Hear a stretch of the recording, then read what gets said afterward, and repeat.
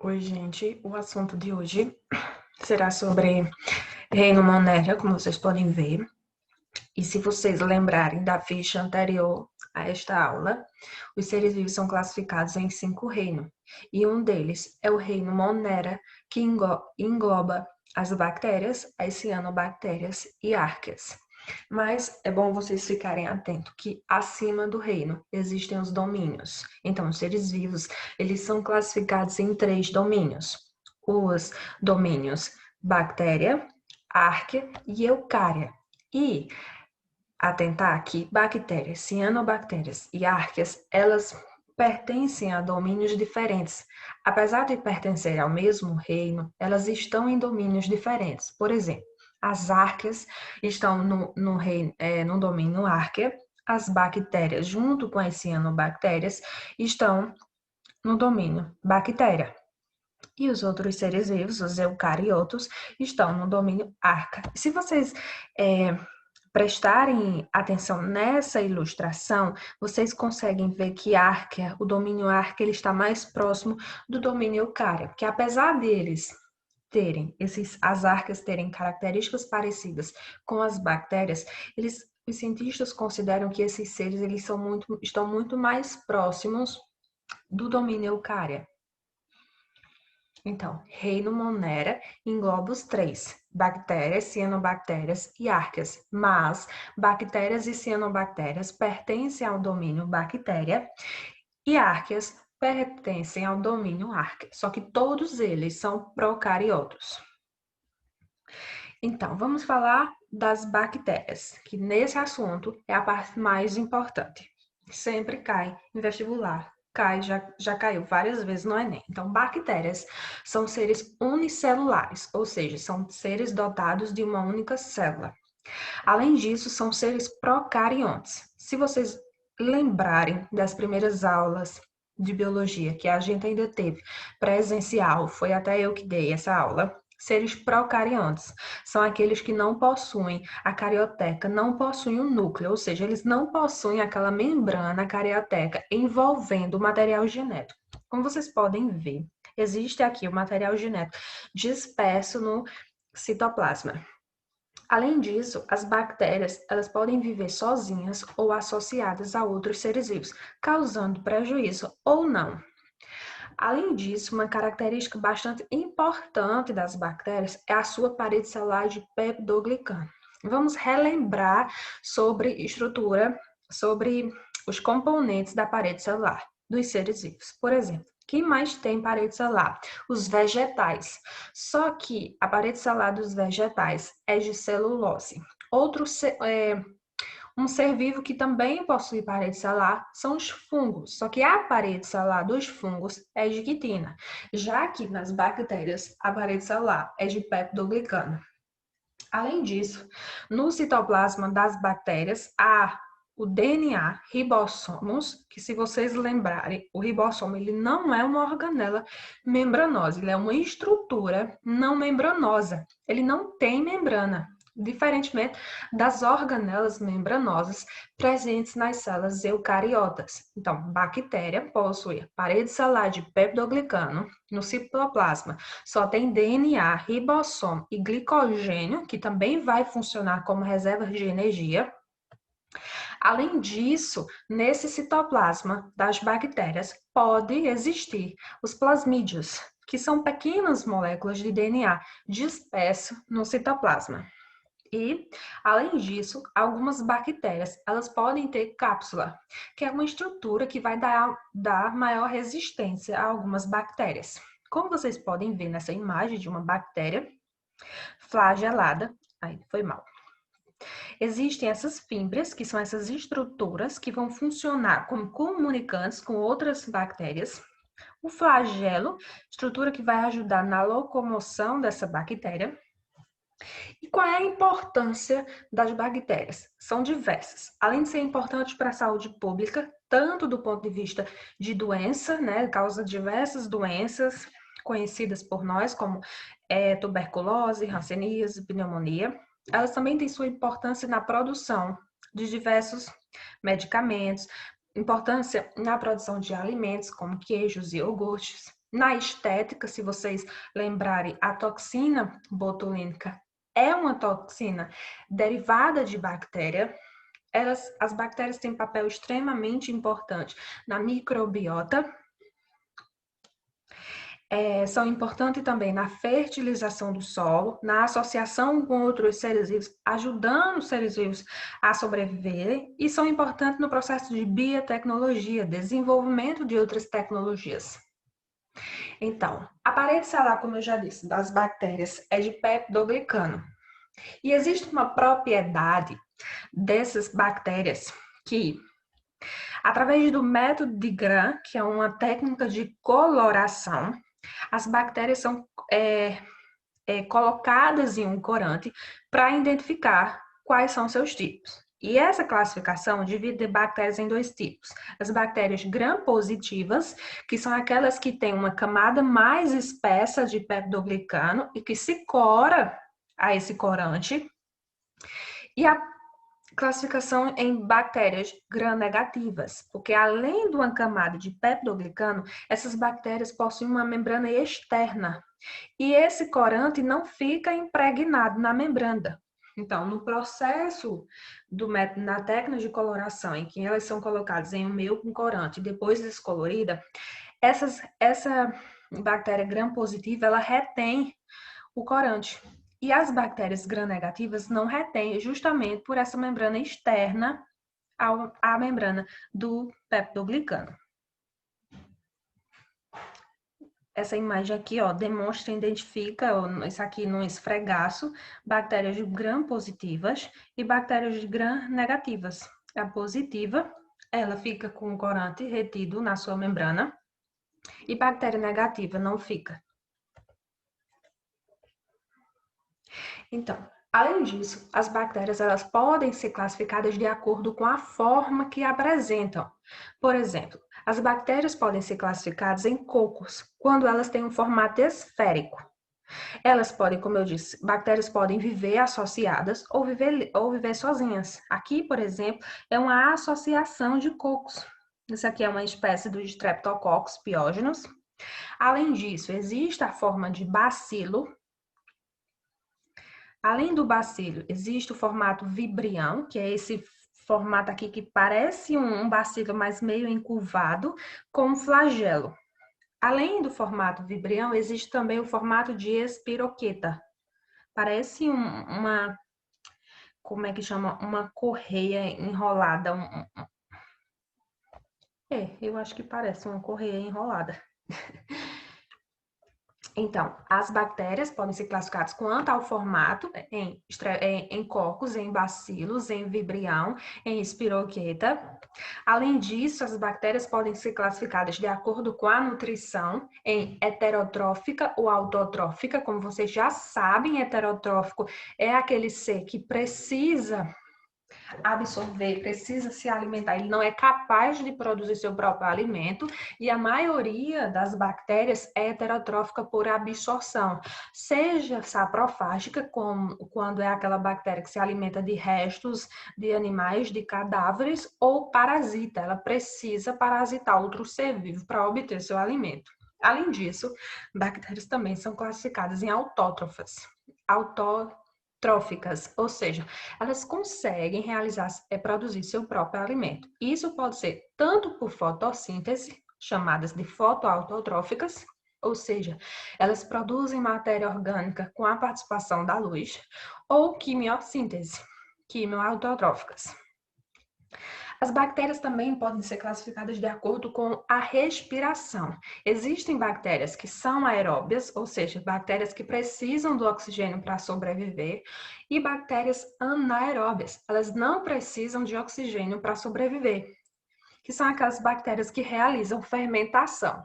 E ainda, essas bactérias anaeróbias, elas podem ser classificadas em facultativas, anaeróbias facultativas, ou seja, ela vai fazer respiração aeróbia e fermentação também, ou anaeróbias obrigatórias, que a fermentação é o único processo de liberação de energia e ela não sobrevive em meio que tem muito oxigênio. E outro ponto importante das bactérias. Como é que ocorre a reprodução das bactérias? Então, a reprodução das bactérias, a principal forma é a assexuada por divisão binária ou bipartição. Bactéria não realiza reprodução sexuada. Então, na reprodução por divisão binária, ela origina células iguais. Ela duplica seu material genético, depois se divide ao meio e forma duas células exatamente iguais.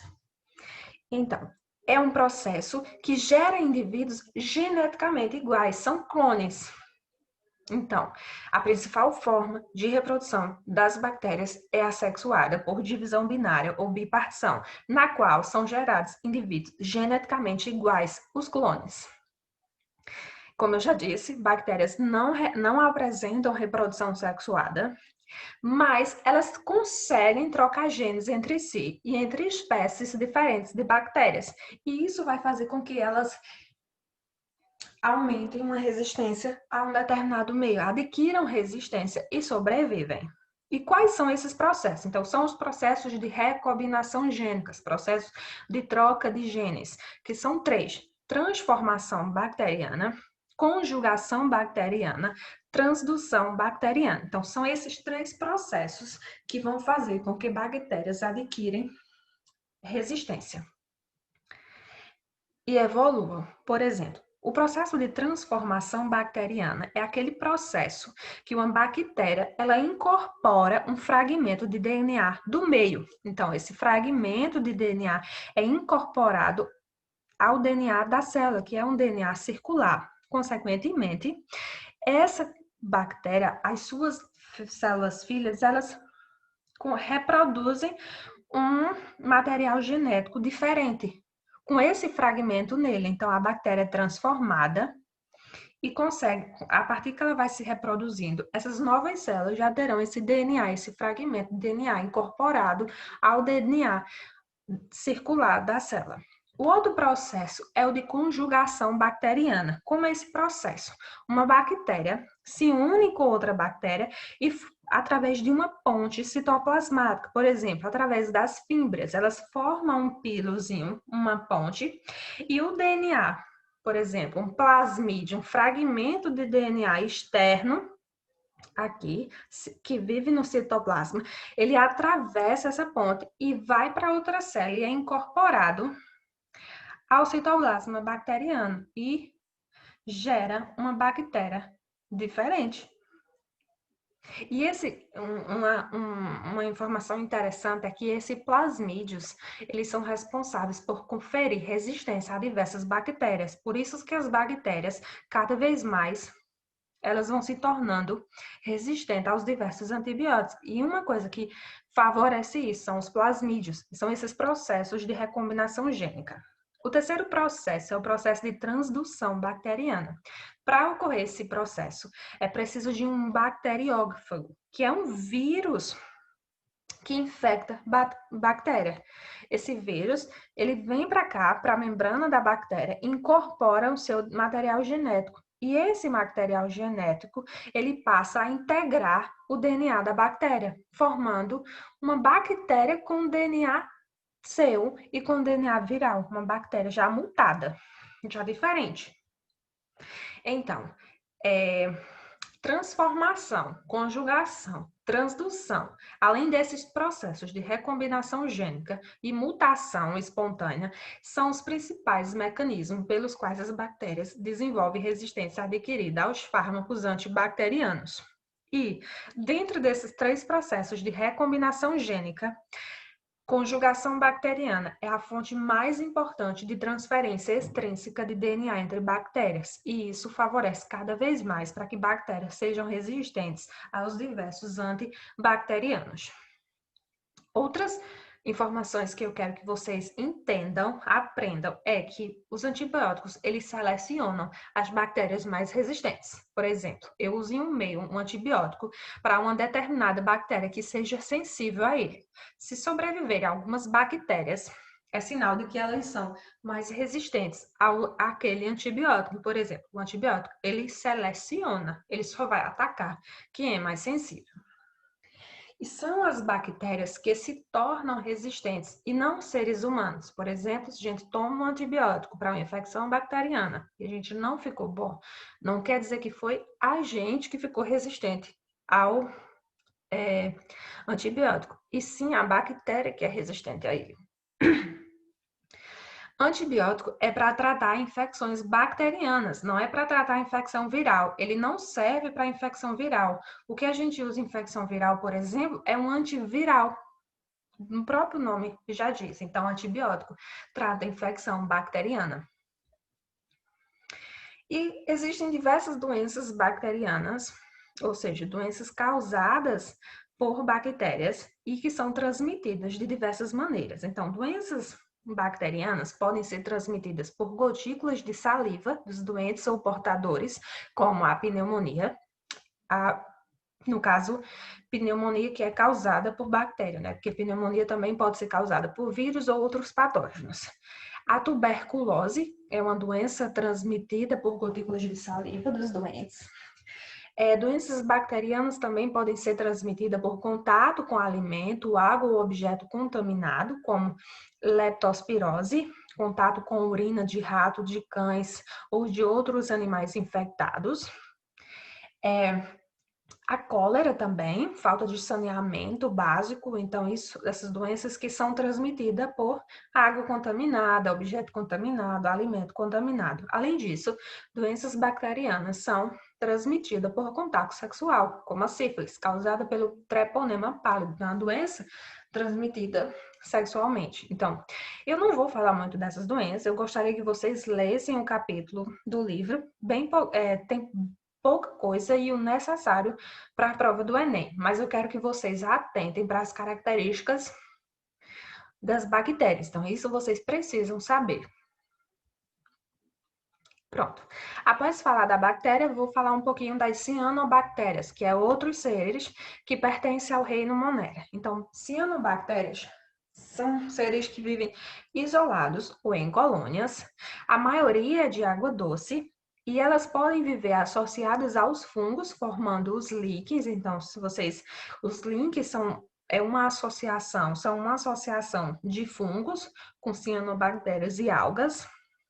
As cianobactérias são autotróficas e elas possuem a clorofila A, assim como os vegetais, e participam do ciclo de nitrogênio, fixando esse gás. Então, as cianobactérias são extremamente importantes para o ciclo do nitrogênio, para a fertilização do solo e sua reprodução, assim como das bactérias, é assexuada.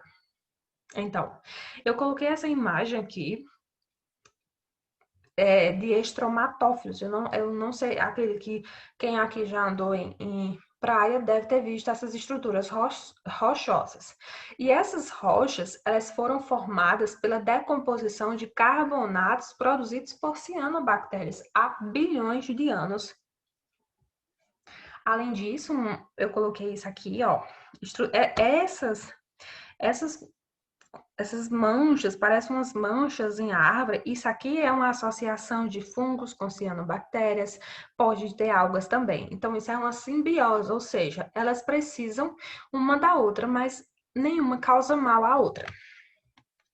E as árqueas, né? Quem são as árqueas? Então, como eu disse, as árqueas pertencem ao reino Monera, mas elas estão em domínio diferente das bactérias e cianobactérias. Elas pertencem ao domínio árqueo.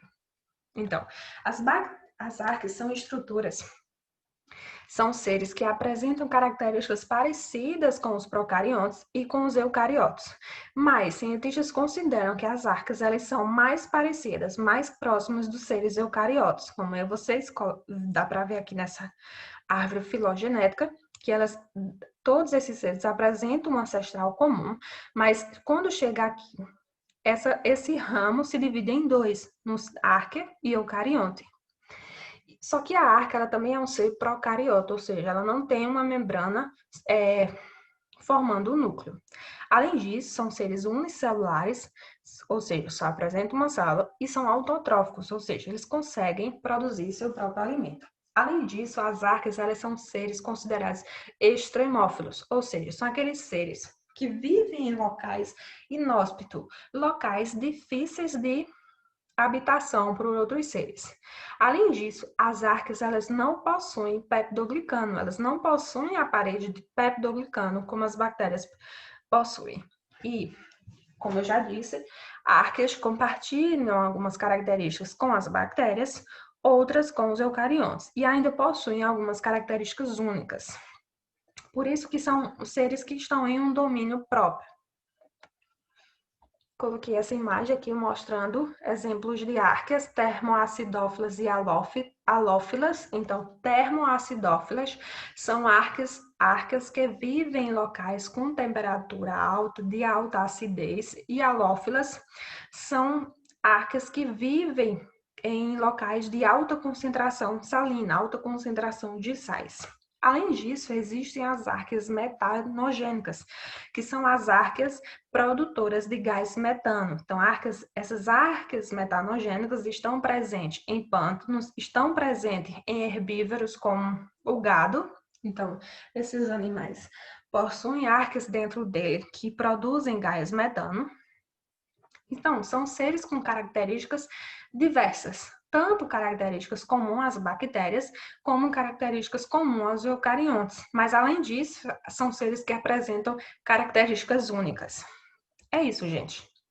Obrigada, eu quero que vocês leiam o capítulo do livro, qualquer livro de biologia é o suficiente, e atentem para as características das bactérias. Não precisa decorar as doenças, todas as doenças causadas por bactérias, mas as características comum a todas, isso vocês precisam saber. Obrigada.